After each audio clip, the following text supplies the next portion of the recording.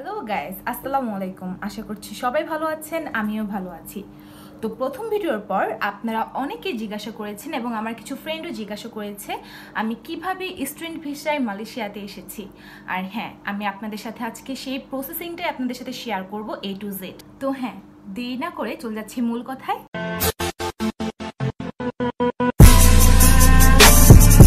First of all আমি যে কাজটি করেছি সেটা হচ্ছে আমার পাসপোর্টের জন্য যে সমস্ত ডকুমেন্টস লাগবে সেগুলোকে আমি একত্রিত করেছি। তো আমি এসএসসি সার্টিফিকেটটা নিয়ে গিয়েছি, হ্যাঁ অরিজিনালটা নিয়েছি, আর সাথে কারেন্ট বিলের মূল কপিটা নিয়েছি। আর আমি যে ডাচ বাংলা ব্যাংকে পাসপোর্টের জন্য 3600 টাকা জমা দিয়েছি সেই ডকুমেন্টটা আমি সাথে করে নিয়ে গেছি। আর হ্যাঁ, সাথে জন্ম নিবন্ধনটা সাথে নিয়ে গিয়েছিলাম। এগুলো সব একত্রিত করে আমি নিয়ে গিয়েছিলাম আগারগা, যেখানে পাসপোর্ট অফিস আছে সেখানে। আর হ্যাঁ, আমি আমার পাসপোর্টটা কোনো দালাল দৌড়ে করিনি, আমি নিজেরটা নিজেই করেছি। এগুলো সব ডকুমেন্টস আমি জমা দিয়েছি পাসপোর্ট অফিসে। পাসপোর্ট অফিস থেকে আমাকে একটা রিসিপ্ট দিয়েছিল এবং তারা আমাকে বলেছিল যে আমাকে পুলিশ ভেরিফাই করার জন্য আমাকে কল দেওয়া হবে আমার ফোনে। তো তারা আমাকে কল দিয়েছিল এবং তার থেকে এক মাস কিংবা 40 দিনের মধ্যে আমি আমার পাসপোর্টটা পেয়ে গিয়েছি। এরপর আমি যা করেছি তা হচ্ছে আমি আমার সব সার্টিফিকেটগুলো একত্রিত করেছি। এই ক্ষেত্রে আমি আমার কলেজে এইচএসসি সার্টিফিকেটের জন্য অ্যাপ্লাই করেছিলাম। তারা আমাকে বলেছে যে 1 বছর লাগবে সার্টিফিকেটটা আসতে, কিন্তু তখনও 7 থেকে 8 মাস হয়ে গিয়েছিল আমার এইচএসসি এক্সামের পর। এরপর তাদের সাথে আমি কথা না বাড়িয়ে আমি চলে গিয়েছি মূল বোর্ডে, সেটা হচ্ছে বকশীবাজার। ওইখানে গিয়ে আমি একজনের সাথে, বোর্ডের কর্মরত একজন লোকের সাথে কথা বলি এবং তাকে বলি যে আমার সার্টিফিকেটটা লাগবে, আমি বাহিরে অ্যাপ্লাই করব আমার স্টাডির জন্য। দেন সে আমাকে হেল্প করে এবং সে আমার ফোন নাম্বার নেয় এবং বলে যে তুমি কালকে তোমার ডকুমেন্টটা বা তোমার সার্টিফিকেটটা পেয়ে যাবা। তো আমি এখান থেকে চলে আসি এবং তারপরের দিনই সে স্যার আমাকে আমার সার্টিফিকেটটা আমার হাতে দিয়ে দেয়। আর এই কথাটা আমি সব স্টুডেন্ট এবং আমি আমার সব কলেজের অথরিটিকে বলতে চাই যে এটা হচ্ছে একটা স্টুডেন্টদেরকে হ্যারাসমেন্ট করা। কারণ এই ক্ষেত্রে যারা বাইরে অ্যাপ্লাই করে তাদের ক্ষেত্রে কিন্তু অনেক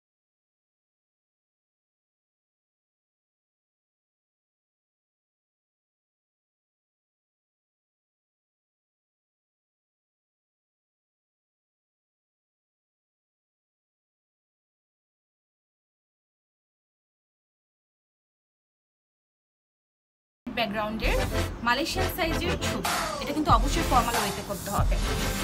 এরপর আমি চলে যাই সিটি ইউনিভার্সিটির ওয়েবসাইটে। ওখানে গিয়ে আমি ইন্টারন্যাশনাল ডিপার্টমেন্টে আমি আমার সব ডকুমেন্টস স্ক্যান করে তাদেরকে পাঠিয়ে দিই। তারপর তারা আমার সব ডকুমেন্টস চেক করার পর তারা আমাকে একটা EMGS ফি এর কথা বলে। আমি ওই EMGS ফি পে করার পর তারা আমার সব ডকুমেন্টস EMGS এ সাবমিট করে। EMGS এ আমি যে ফিসটা পে করি সেটা হচ্ছে মালয়েশিয়ানে 2500 রিঙ্গিত আর বাংলাদেশে 50,000 টাকারও একটু বেশি। এরপর ইউনিভার্সিটি থেকে আমাকে মেল করে, তারা বলে 14 ওয়ার্কিং ডেজের মধ্যে আমার অ্যাপ্রুভাল চলে আসবে। আর 14 ওয়ার্কিং ডেজের মধ্যে আমার অ্যাপ্রুভাল চলেও আসে। আর আমি সেগুলো প্রিন্ট আউট করি, এগুলো কিন্তু কালারিং প্রিন্ট আউট করি, আর 2 সেট করে প্রিন্ট আউট করে আমার কাছে রেখে দিই। আর এগুলো কিন্তু আপনি পাবেন EMGS ওয়েবসাইটে। এরপর আমি passport, approval letter, white background 4 copy Malaysian সাইজের ছবি এজেন্সিতে সাবমিট করি, সাথে 10,000 টাকা। আপনারা চাইলেও এজেন্সিতে অ্যাপ্লাই করতে পারেন বা সরাসরি এম্বাসিতে অ্যাপ্লাই করতে পারেন। এজেন্সি থেকে আমাকে 14 দিনের টাইম দেওয়া হয় এবং তার 14 দিন পরে আমাকে কল করে আমাকে আমার পাসপোর্ট নিয়ে যেতে বলে। আর আমি আমার পাসপোর্টটা নিয়েও চলে আসি। আমার 1 ইয়ারের টিউশন ফি 19,500 রিঙ্গিত এবং আমি অলরেডি পে করে দিয়েছি 2,500 রিঙ্গিত EMGS এ। আর এখন আমার বাকি আছে 17,000 রিঙ্গিত, এগুলো আমি পে করে দিয়েছি। টোটাল টিউশন ফি এর যত মানি রিসিট আছে সেগুলো আমি আমার কাছে রেখে দিয়েছি। এরপর আমি আমার ভার্সিটির অথরিটির সাথে কথা বলি এবং তারা আমাকে সাজেস্ট করে আমি যেন কোনো উইকেন্ড এবং হলিডেতে এয়ার টিকিট না কাটি। এবং তারা আমাকে এটাও সাজেস্ট করে যে আমি যেন যে টিকিটটা কাটি সেটা যেন অবশ্যই মিডনাইটে কাটি, কেননা আমার মিডনাইটে এয়ার টিকিট কাটলে আমার এখানে আসতে আসতে সকাল হয়ে যাবে এবং আমার ভার্সিটি আমাকে ইজিলি রিসিভ করতে পারবে। আর হ্যাঁ, আপনারা যদি এয়ার টিকিট কাটেন তাহলে অবশ্যই মিডনাইটে কাটবেন, কেননা তাতে আপনাদেরও সুবিধা, কারণ আপনাকে আপনার ভার্সিটি সকালে এসে আপনাকে ইজিলি রিসিভ করতে পারবে। এরপর আমি আমার এয়ার টিকিটের কপি এবং আমার মানি রিসিট আমি আমার ভার্সিটির ইন্টারন্যাশনাল ডিপার্টমেন্টে সাবমিট করি এবং আপনারা কিন্তু একই কাজই করবেন।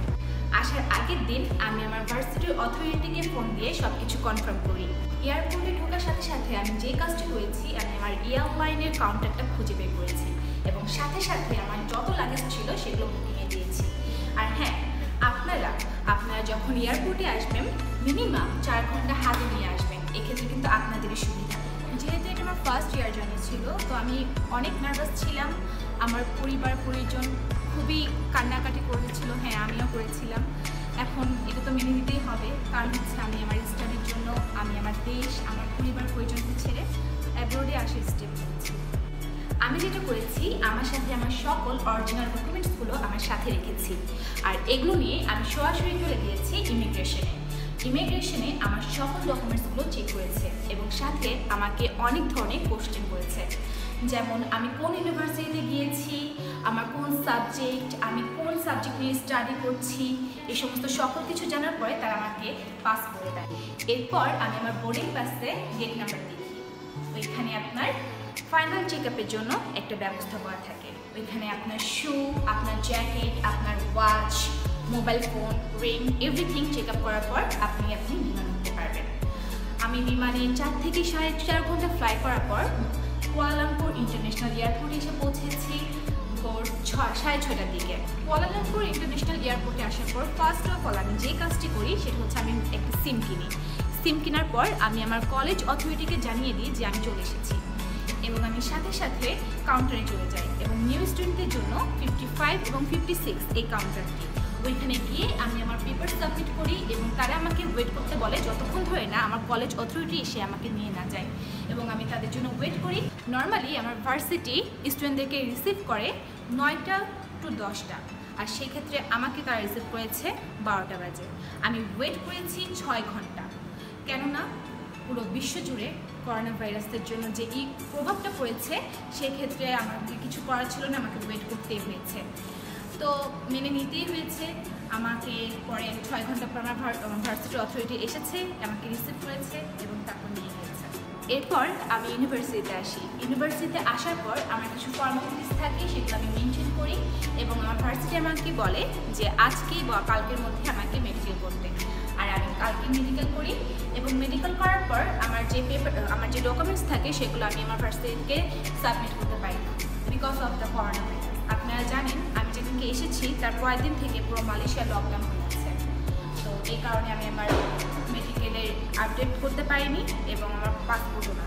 এবং আমি আপনাদেরকে যা প্রিফার করবো, আপনারা যেদিনকে আসবেন সেদিনকে মেডিকেল করবেন না, তার পরের দিন মেডিকেল করবেন, কেননা আপনার একটা রেস্টের দরকার। সব কিছু ডান করে আমি ফাইনালি বাসায় চলে এসেছি। আজকে ব্লগ এই পর্যন্তই ছিল। হ্যাঁ, আপনারা লাইক, কমেন্ট, শেয়ার এবং সাবস্ক্রাইব করবেন, আর কমেন্টের মাধ্যমে জানাবেন যদি আপনাদের কোনো ইনফরমেশন জানা থাকে। আমি অবশ্যই আপনাদেরকে সেই ইনফরমেশনগুলো দিতে চেষ্টা করব। তো আজকে এই পর্যন্তই। Stay home, stay safe, stay healthy, save the world. Allah Hafiz.